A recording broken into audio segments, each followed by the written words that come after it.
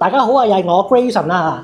近排咧自從減咗息之後啦，多咗好多人出嚟揾樓喎，二手交投咧亦都上升咗好多添。咁所以有見及此，我就帶大家過嚟一齊睇一個大兩房單位啦。有幾大咧？呢個實用面積係549尺。嗱，究竟大喺邊度？我轉頭就帶大家去望一望啦。呢度就係奧運嘅浪程灣啦，發展商就係恒隆喎。咁恒隆咧出咗名啦，都係實用率比較高嘅喎。咁浪程灣呢度嘅兩房單位咧，全部都係冇露台嘅喎。但係相對地咧，咁就一個好闊又深嘅窗台，望住成個景觀真係一流㗎。點解我喺度自轉？因為個客廳真係好大啊！由門口呢度望過去啊，真係覺得個單位唔止549尺添啊，可能600尺都有啊！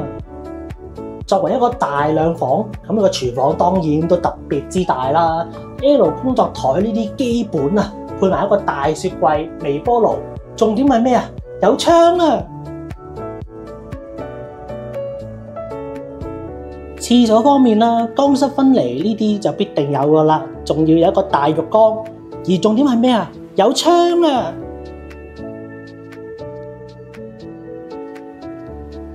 細房方面啦，比其他屋苑嚟講咧，佢間細房都特別大嘅喎。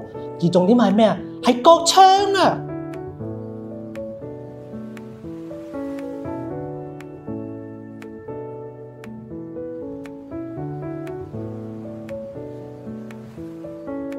主人房呢度啦，除咗個位置空間足夠之外啦，亦都係望住內園景喎。重點係咩啊？望到好多窗啊！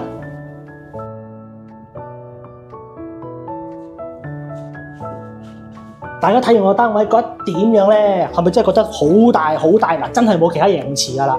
如果你好想睇咗單位嘅嗱，記得嚟揾我啦！我哋下次再見啦，拜拜。